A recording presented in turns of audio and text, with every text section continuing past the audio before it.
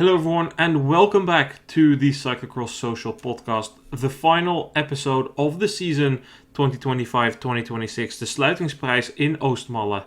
And with me here to talk about the racing and the retirements is Issam. Thank you so much for being here. Yes, thank you for having me. The Winter Olympics are coming to an end today.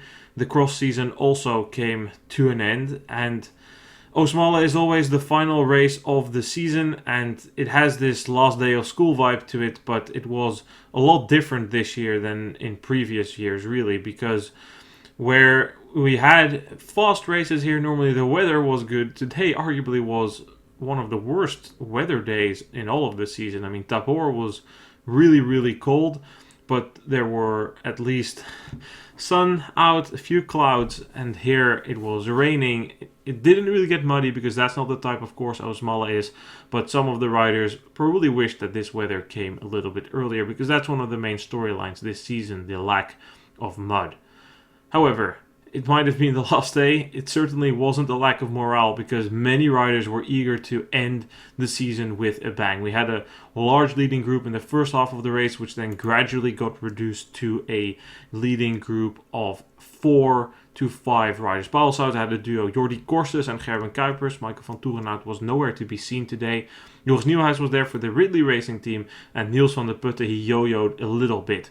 In the final lap, however, we were down to 3 leaders. Gerben Kuipers had been dropped. Nieuwhuis set the pace, but then Korses broke away after a mistake was made by Nieuwhuis. Korses had a 4-5 second gap. Vandeputte sitting in third lap, waiting. And then in the final, I would say fifth of the lap, Vandeputte made his move very similar to last week in Sint-Niklaas. He passed Nieuwhuis after Nieuwhuis unclipped. He made a small mistake. Nieuwhuis was done because he could not jump the barriers, neither could Korses. Vandeputte could. The gap went from 4 to 2 seconds. Vandeputte mounted the pressure. Korses made a little mistake in the corner after the barriers. That was just about enough to give Vandeputte really the incentive to push on, and in the final start-finish straight, Vandeputte sprinted to another win with Korses second, Nieuwhuis third. Mr. Last Lap strikes again, Issam. Oh, jeez. At some point in the race, you definitely were looking at Nieuwhuis, in my opinion, as the rider that the Paalshout guys had to beat. But Vandeputte found found the connection again and was able to join them there up front. And then Korses comes with that attack, and you see Nieuwhuis struggling a little bit. In the beginning, I thought like maybe he's just having a safe a margin to Korses if Korses makes a mistake, but he was just not really able to respond. It was you saw that Vandeputte was getting a little bit impatient behind Nieuwhuis, but there was not really much room where he could overtake him, and Nieuwhuis was still pacing himself all right, but they were losing, slowly but surely they were losing ground on Korses, and then Vandeputte makes his move, and that sprint, the same sprint that we saw in Sint-Niklaas, and what a rider. And it is, again, he displays it, things that we talk about in a sense when it is for 6th or 7th and just inside the top 10 or top 5, but now he does it for victories, and it is it's a pleasure to see that he's able to do that. I feel sorry for Korses because I think that move on the last lap was really a ballsy move, but at the end of it, you just have to give him credit because he was able to hold on to that move rather well. But there's just not that many people that can have that push, that kick that Vandeputte has. But Vandeputte has that, and when he is behind you, it's just you just gotta hope in a way that you have enough of a gap. He made that mistake, Korses, small mistake, but it kind of took that rhythm out. The barriers didn't go. Vandeputte has the advantage there of jumping them. And then just small things that add up, and that is how it works at times. We don't have that big of a difference, and the gap isn't that big. You just lose out too much, and it's the details. It's in the details in a sense. And Korses just didn't have enough there on the final straight. So, Vandeputte, very very strong final there from him in that final lap. The right decisions, and was able to pull it off. The way that Vandeputte rides his final laps is a tool that I bet every rider would like to have in their toolbox. It's just incredible. He always waits for the right time to make his move, and he rarely ever misses that. But I do think that at some point there will also be a moment that they think, well, not with you, Niels. Like, we know this trick now. We know that you're kind of always sitting in. It's time for you to take some responsibility in the race, right? Like, oh, okay, this person attacks well, Vandeputte. Instead of letting you sit in the last wheel, you now need to close this gap for us. We're going to use you because you've used us so many times. And that's, of course, the tactical dynamics to any race, and that comes with the favorite status. And Nieuwhuis is a rider who is very eager to ride. He always paces quite a bit in the middle of the race. He's not necessarily a last lap finisher, but I do think that at some point this strategy, people will see through it, and then he needs to come up with other things. And that's fine, because he has a number of toolbox. The way that he's able to hop the barriers today from the front runners, the only one able to do it. They were high, they were wooden, there was mud in between them, they were angled, they were in a nasty place, and he was able to do it. So he has plenty of other ways to win races, but I'm just thinking more about the season overall of Vandeputte. It's very special the way that he's able to carry his form and his endurance over such a season. Yes, there were a couple of lows. The European Championships come to mind. There were definitely days that didn't go as hoped, and we were talking for a long time like, okay, last year he was able to land a few wins, and this year he needed to wait quite long for that to come, but he really made up for it at the end. Next year he should be one of the best full-time cyclocross riders, and he should be there in the beginning of the season racking up the wins. And being that, maybe we were a little bit too early with wanting to see that, but like for him and Viseur, I think by no means did they have a disappointing season, especially Vandeputte with this spectacular end to the season. You can say, oh, it's February, it's after the Worlds. True, but ultimately in Belgium, there's still many people watching these races. Hundreds of thousands of viewers tune in. The sponsors that are in cyclocross, they pay to have their logos visible at these races, and a win is a win. It's another headline. It's another page in the newspaper tomorrow with the sponsors visible. So they do matter. They absolutely do matter. And with that, Vandeputte has really made a question mark, I think, behind his season, more of an explanation mark. I still think that for Vandeputte to really, really reach his maximum potential at a championship, he should race fewer races. But I do think that next year we could see Vandeputte make just that other step. And with Thibaut Nys, with Emil Verstringen also moving to the road, Van Toerenhout getting older, Iserbyt unfortunately retired, there are some shifting panels here. And Vandeputte, he should be able next season to step in there and really become one of these riders that is always there. And he already was to a large extent this year, but next year he'll be able, I think, to make that step from always on and around the podium to always on the podium, always around the win.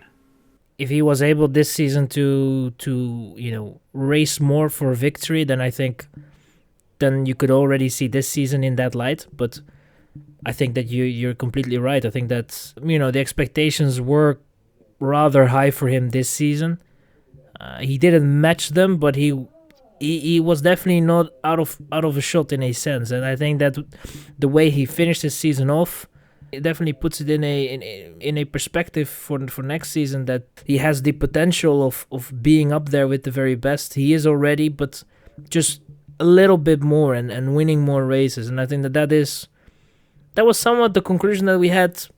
I think that was around the Christmas period, where we looked at Vandeputte's season, and in your mind you look at his season and at that point and you were like, it's maybe not the best season, but you look at the results, they were not bad. It was just lacking those wins in a sense. And I think, with the wins that he now has been able to put on the Conto, I think that is obviously, that can only be seen as positive, and it can, in my eyes, only be seen as that step that is needed right now for him next season. And I think it is possible. It is within him. He has that potential, and he is obviously a rider that almost solely focused on cyclocross. That is, in a sense, a benefit, and that will help him as well how he enters his season. He can plan his season a little bit better. He can do a little more races because he doesn't really have to think about the things that he will do in such a competitive way. Spring season, the summer as well. It's all with that in the back of the mind, trying to prepare yourself for the next cyclocross season. Vandeputte ends this season as the new world number 1 with these victories, ahead of Mathieu van der Poel. That is the advantage of racing that many races. And if you look in terms of televised victories, it's first Mathieu van der Poel with 13. Then in second place, it's Thibaut Nys with 6 wins. And then with 5 wins, it's Vandeputte and also Michael van Toerenhout. So yes, the races that Vandeputte won this season might not be the biggest ones, right? Like, okay, it's the Super Prestige in Gullegem and then a bunch of races mainly after the World Championships, most of them even not classified. It's Exact Cross, Loose Race, X2O Lille and Super Prestige Gullegem. But if you just look at his season overall, he's been on the podium so many times and so often second, third, fourth, fifth, like remarkable consistency. And again, that leads me to believe that next year he can make that other step up. And what we today also saw was Jordi Corses, and there's always one race after the World Championships where there's a young rider that really leaves his mark. And a couple of seasons ago in this race here in Oostmalle, that was Thibaut Nys. The year he didn't make the World Championships under 23 team in Oostende, he rode very well until he crashed out. A year later, he finished on the podium. We had Niels van der Putte himself do very well in this phase of the season. We've had Viseur do well, and now we almost thought that we weren't going to have that type of performance here anymore, but Corses did it. We also saw him very strong earlier this year, way back in Heijden, when it was raining there as well, so maybe that was a sign of the times for him. The rain made him perform well, but we know he's a talented rider. What we said about David Haverdings, or mainly what I said this season, for David Haverdings, the time is now. He needed to perform this year, and to a large degree he lived up to that. Not yet in the elite races, but he at least showed himself, okay, I'm still in the picture. I need to figure it out in the elite races, but in the under 23 races, I've proven I'm worth the hype and the talent around me. He's going to Crelan-Corendon. With Corses, that time is coming for him next year. He's a third year under 23. He's shown a lot of glances of his talent. We know that he's good. We know that he has potential. But next year, as a final year under 23, there need to be more of these performances consistently in or about the top 10 of the elite races. In the under 23 World Cups, he needs to consistently be fighting for the podium. And I still very much believe he has that in him. He's had a nasty calf injury this year, but when he was pain-free, when he could go for it, when he wasn't food poisoned in the Belgian team hotel, then he delivered. And sure, consistency always an issue at that age, but today Jordi Corses once again showing just how talented he is. And okay, he wasn't able to hop the barriers today, but his technical skills are very remarkable. Yeah, and he was able to on the last lap with the last move, he was able to put them all under pressure. You saw Nieuwhuis forced into mistakes. You saw even Vandeputte having his issues as well, but he was almost a winner today. And I think that overall, if you look at his season, it was not bad, but there were just, that World Championship that ended in not the way he would have loved to see that happening, and the circumstances were not there for him to perform. So then that obviously has an influence, but I agree with you. I think that next season for him is going to be a huge season. He needs to be up there in those under 23 races, also in the World Cup and the World Championships. He needs to deliver there as well. And in a sense, he already had this season some, especially that race in Heijden Strand. It has been talked about in the Belgian broadcast as well several times, and those are kind of the results that he needs just a little bit more of, 5-6 in a season. And if he does that and has a good run there in the under 23 campaign, I think that he somewhat secures his position in the field for at least a couple of years, and he can continue on as the talent that he is. But you need to perform, because if you don't, you always are at the risk of being dropped from the team, not getting the total support that you need, and it can then also influence, in a sense, the trajectory of your career. So it is going to be for him as well, rider of his caliber, it's going to be very crucial how he is going to go through that season. It's going to be I wouldn't say a decisive season, but it's definitely going to have a huge influence on what is coming for him next. Then, besides the storyline, the remaining win of the season, it's of course Issam, the end of the career of Lars van der Haar. And in a way, I wanted to say I always thought he had a world title in him, but that was at the start of his career. It was such a talent right when he came through. Like, he moved up from the under 23 to the elite category. He did that a year earlier. He finished on the podium immediately in Louisville, finishing third, taking the bronze medal there. Then the year after, it wasn't great, but in Zolder he came agonizing close to the world title against Wout van Aert, but he just couldn't make it work up that hill in the final lap. And he came like really as a talent. Like, the Dutch, they had been bleeding a little bit. They had Boom, but Boom moved to the road and there was not that much, and Teunissen, but he also moved to the road. And before the Van der Poel hype really got underway, which, to be honest, he was already on the radar quite early, but Van der Haar was definitely seen as a huge talent. But he was overshadowed so quickly by Van der Poel and Van Aert that I don't think I can say I always thought he had a world title in him. I don't, because in the beginning when you saw him there, you thought, oh, okay, this is exciting. Maybe he is the one that can really, with Van der Poel and Van Aert, fight consistently. But it was very quickly clear that by not a close margin, those two progressed a lot faster than him. And Van der Haar had a tough time with that, kind of fell back and needed to find his place. Left Sunweb, he had a fallout there after they made him race the Canadian World Tour Classics. Then he joined Telenet and he won in Lille. I remember that. That was his first win of the season, the first for Telenet Fidea back then. And from there, he kind of got going again, repacked himself, found his way and accepted where he was at, and that he likely would never be able to beat Van Aert and Van der Poel on power, and had a very good career with 2 more European titles. So at that point, I think, to me, it was clear that he never would win a world title, but he did have a tremendous career and showed a lot of mental resilience. Like, if you come up as such a rising star, and then there's not a star but a sun overpowering you, that's not necessarily an easy thing to deal with for many riders. Yeah, the Netherlands at that point was when he kind of came into the picture. The Netherlands was not really in a great position if we talk about cyclocross on the men's side, and that was also in a sense quite a responsibility at that time, because there was some pressure on him. Immediately when the results were coming in a sense, there was like, okay, this urge of we need a little bit more. But as you said, when Van der Poel arrived in that picture, it went away quite quickly, the attention that he got in a sense. Of course, the results kept him in the picture, but it was almost as if there was this sort of acceptance that that he needed to do that all.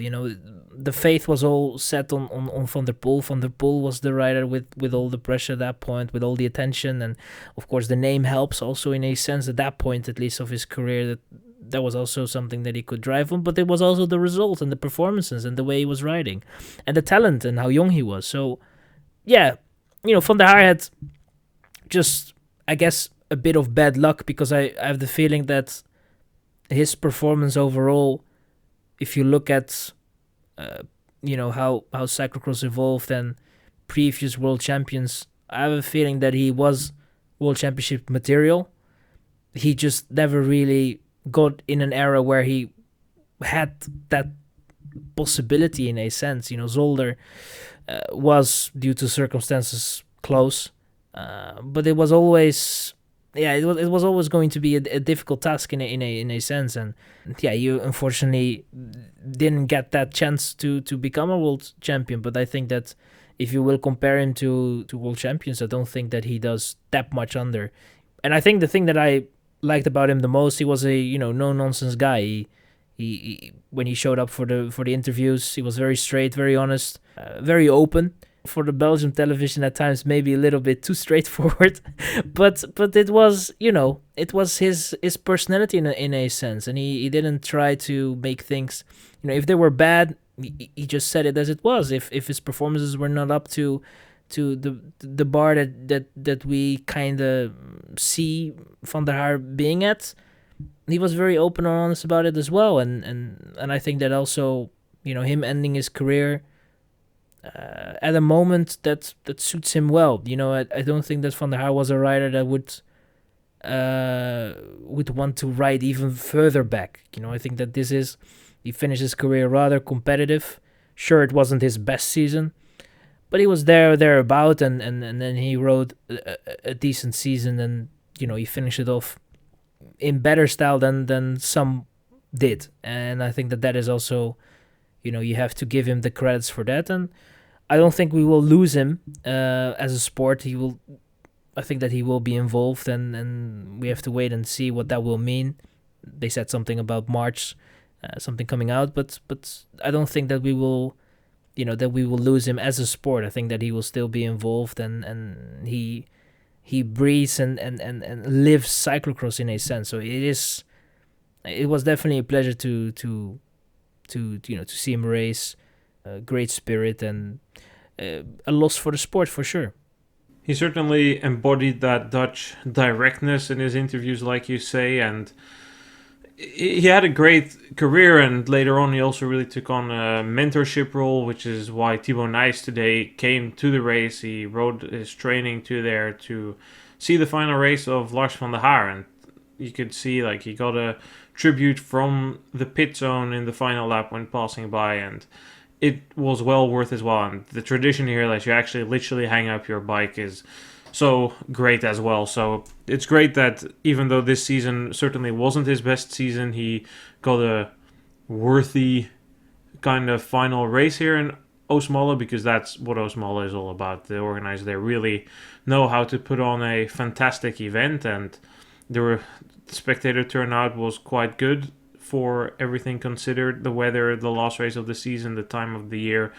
So it was just nice to see, and I think for Iserbeet, I came back to what was maybe his standout performance for me, and I named that one ride in Troyes, which was really, really special. I mean, for Van der Haar, it's maybe a bit more boring, but his European title in 2021, that one really stood out. That was his last European title. He didn't win it the year after, but on the Vanberg, against that small army of Belgians, Iserbeet bringing him back out of Petty, and then him just overtaking 8 Belgians and destroying them to take the win.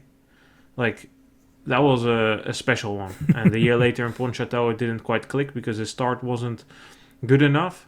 Was that Pontchâteau? Where were we in 2022? I don't remember. That was not Pontchâteau, but that one was a now I need to think. Where was that European Championship? What? No. Was it Namur? Namur. It was in Namur. Namur, yeah. Van Toerenhout outclassed him there, and then in Pontchâteau, Pontchâteau was a year later then, and he didn't win there either, but because his start was bad, and then he crashed later on. That was it. He came close quite a couple of times towards his end of career, and he really made that first part of the season almost his trademark, and really maximizing that, trying to go for that jersey when he realized, hey, okay, well, Van der Poel doesn't define my legacy, and that is, I think, what really stands out to me, because just to elaborate a little bit more on that overcoming adversity and that mental mindset and finding your place, kind of, it's so difficult because you might think, well, what is he yapping about? Like, third, right after that, how does he kind of need to settle into that and accept that? Well, like I said, he was a rising star. He came up very powerfully, and he didn't only finish third at his debut when he was actually still an under 23 at the World Championship in Louisville, but 2 years later, I recall a very, very close battle for the overall in the World Cup. It was Van der Haar taking on Philip Walsleben. That's a blast from the past. He, I was told today on the broadcast, was one time at the final race of the Super Prestige playing music on the podium, but they duked that one out. But then all of a sudden, just before the World Championships, Van Aert and Van der Poel announced that after doing quite good, they're going to race in the elite category, and all of a sudden from there, for pretty much from that moment until where we are right now, we are 11 seasons later, those two names have defined the sport of cyclocross. And that type of legacy was kind of predicted for Van der Haar by the people who weren't that aware of how quickly Vandeputte would become good. And that, no matter how good you are, and in no means saying that the career of Van Haar is disappointing or whatever, not at all. He had a great career. But you still need to adapt from what you expect of yourself, how you see your own future, to where you then actually come. And for many riders that is difficult. They mentally are not able up to the task, and he was. And I think mentally he was one of the stronger riders in the pack. And yeah, like you said, Issam, he'll be missed, but it's the right time for him to go. 34 years old, spending more time with his family. He had his second born just now, and he wants to spend more time with them. He felt he was losing the morale for training, so then it's the right time to go for him. Moving on then to the women's race, Issam, because there we also had quite an interesting battle for the win. Sen Alvarado was the favorite without Lucinda Brandt, but she didn't make her life easy, to say the least, because she crashed early on in the race. 25 seconds down, needed to cut her way through the field. Eventually made her way to second place, Marinorbert Ribeirol, but still 10 seconds behind Inge van der Heijden. She bridged across alone. The final lap, she seemed to be able to complete the turnaround and complete the comeback. She took the lead, opened a 2-second gap, maybe 1 second gap coming onto the final straight, but then she unclipped, her chain dropped, and it was game over. Van der Heijden come by to take the win. Alvarado second, third place going to Ribeirol. Don't think these performances matter all too much. A few observations. I think Alvarado, she said she was happy to even make it to this part of the season for the first time in a couple of years. Van der Heijden, for her season is kind of shaped like a U, right? Like it started with a high, that European title, very strong first part. After November, a big dip, and post-Worlds, the U went up again. We know how good she is, and she gets that from there, and she can definitely take some consolidation from these final weeks, and to the extent that was needed, right? Because I doubt Inge van der Heijden really questioned herself and really started doubting her own self-worth and her belief, because we know just how good of a rider she is, but it's still nice to get some good out of the season at the end in terms of absolute results and move on from there. Yeah, it's almost like you're searching for a confirmation of the form that you had early on in the season, and she kind of got it in a sense. And maybe that will be the task for next season, trying to make sure that it is a bit more flat in terms of performance, that you're able to carry on that good form that you have early in the season to the later parts of the season, up until the World Championships. And after the World Championships, if you're able to still hold on to some form, that's always great. But I think that we cannot complain about her season, and she can also not complain, because that European title alone is already something. But I think that overall it was also just a very, very solid season. Sure, there was that dip, there were the lesser performances, if you can call it that, and also paints away how you can look at her season. But I think that there were just too many positives in a sense for it to have that negative undertone in when you look at her season. So I think that was that is positive. And of course Alvarado had to get through quite a lot to get to the front, and when she was there, Faith didn't really want her to win in a sense, but that can also happen in such a long sprint. And the question was Van der Heijden able to get around her? That's a question that will always stay unanswered, and the win was for Van der Heijden. But I think that both women rode quite well, and it is the story that we had after the World Championships, that we've seen an Alvarado that has been doing very well, and we have seen a Van der Heijden that was on the up. So those were definitely not really surprises in terms of how you look at the performances, that they were able to duke it out for the win. Almost everything that there was to say about this race, about this season, has been said, has been covered. Last week we mentioned Manon Bakker and kind of debated her contract situation. Well, it's clear that her contract with Crelan Corendon didn't get extended.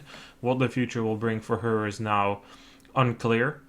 She doesn't know yet. We know that Mees Hendricks is leaving the team he's currently at, Heizamat Cube. Kevin Kuhn also rumored to be leaving there. Nieuwenhuis, of course, coming in.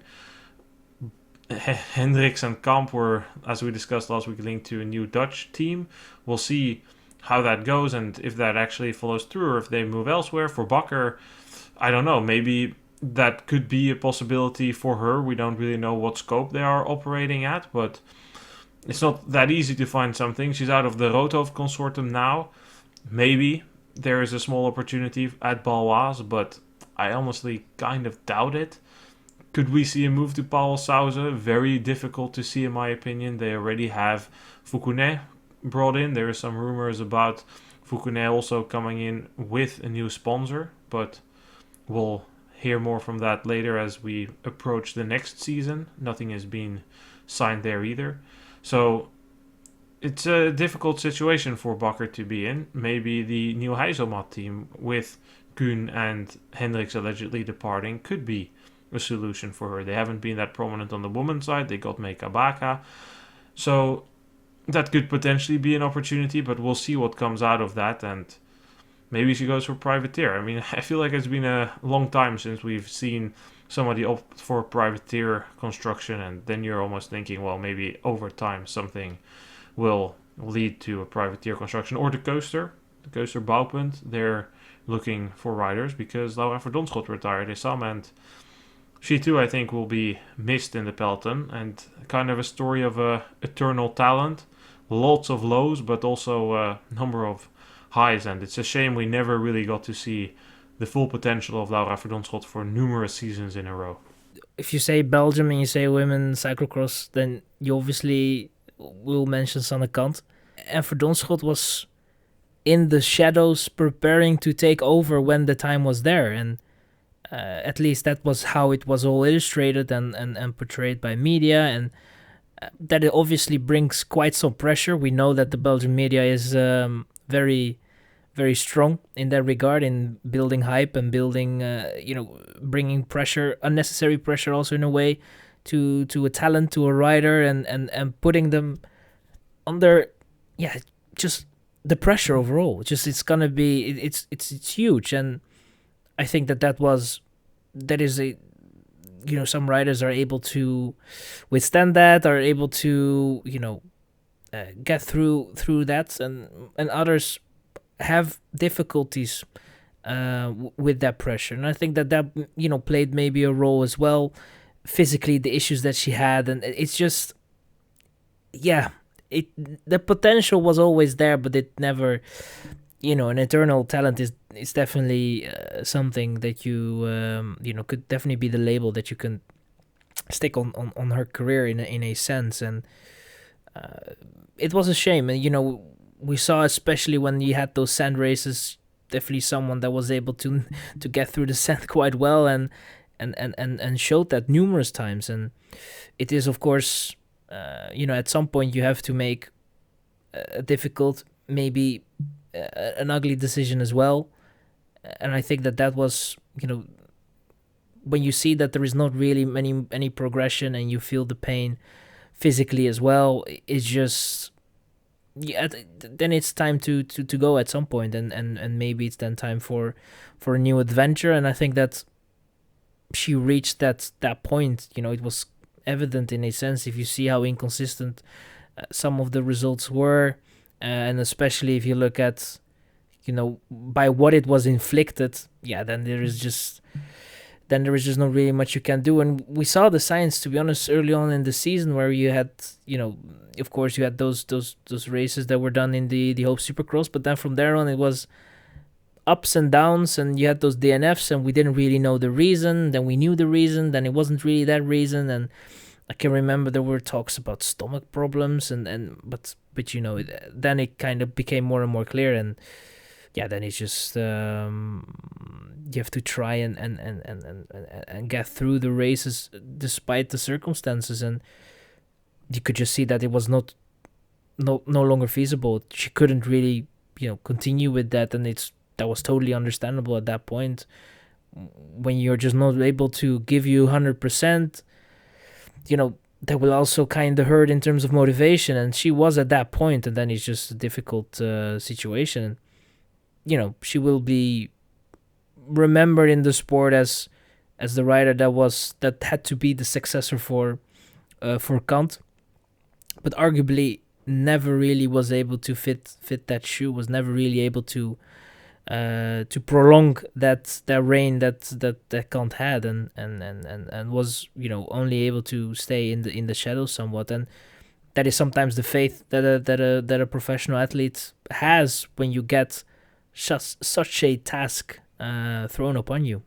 Verdonschot is, in a way, also a little bit the exemplification of what the Belgian pressure cooker can do to people, because you already mentioned a bit like those mental difficulties and the pressure and such, but if you talk about the rise of Lars van der Haar, which we just did, like a rising star, named for years, tipped, and then compare that to Verdonschot.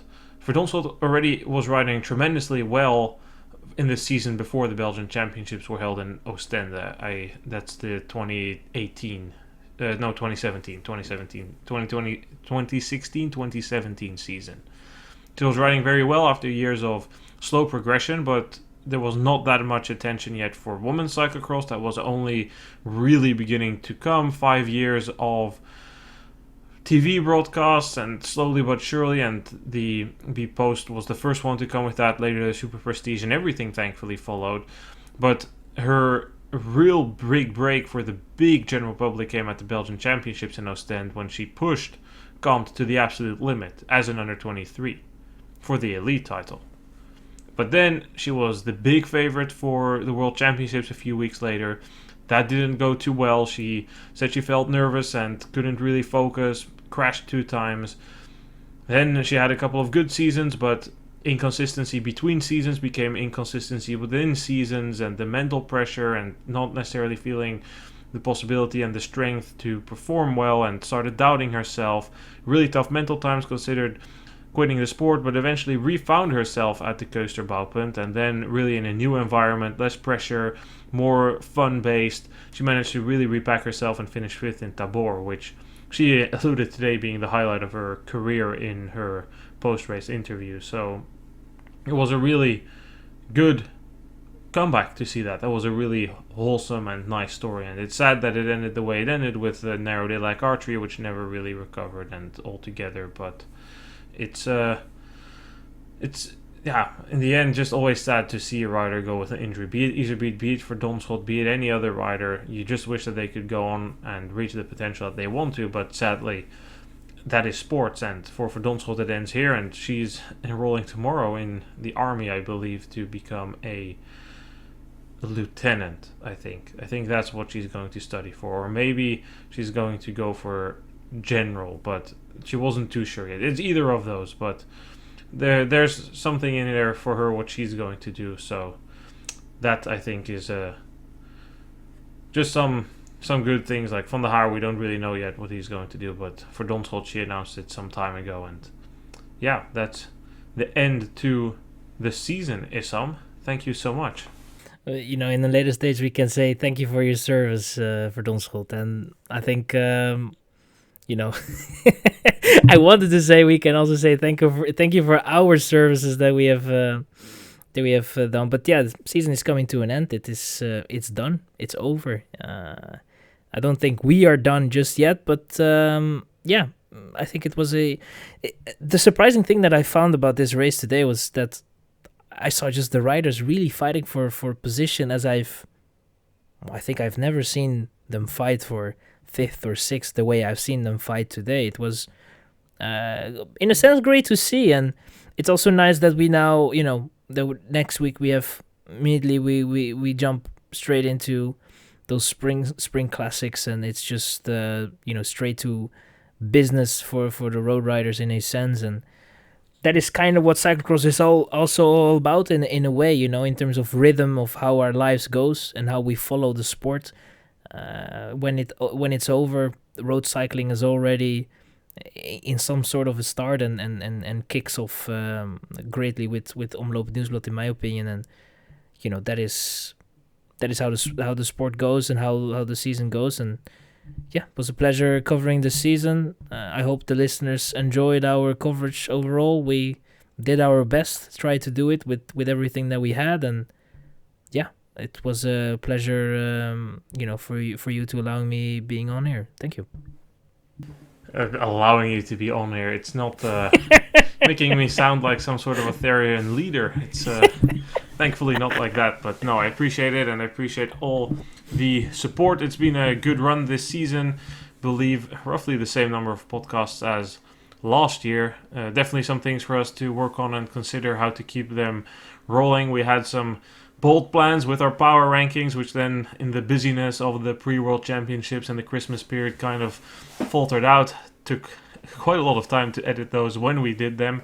So let's figure out how we move on. If you have any feedback, please do leave a comment on Spotify or YouTube. We got one last week to say a little bit less in a sense. So that's something we'll try to do a little bit less in a sense, if you will allow me one final time.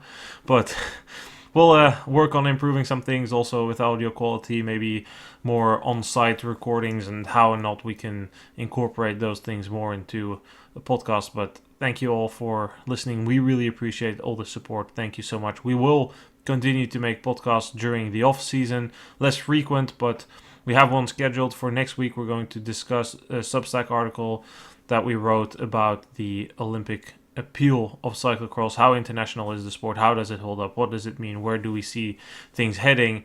And after that, a bit of coverage on some other topics. Maybe this year I'll finally be able to come through with some interviews now that I don't need to write a thesis. That's actually nice that for the first time I'm not ending cyclocross season and immediately rolling into a thesis. That was bachelor thesis, master thesis. Okay, enough yapping. Thanks everyone for listening. Catch you guys soon. Goodbye.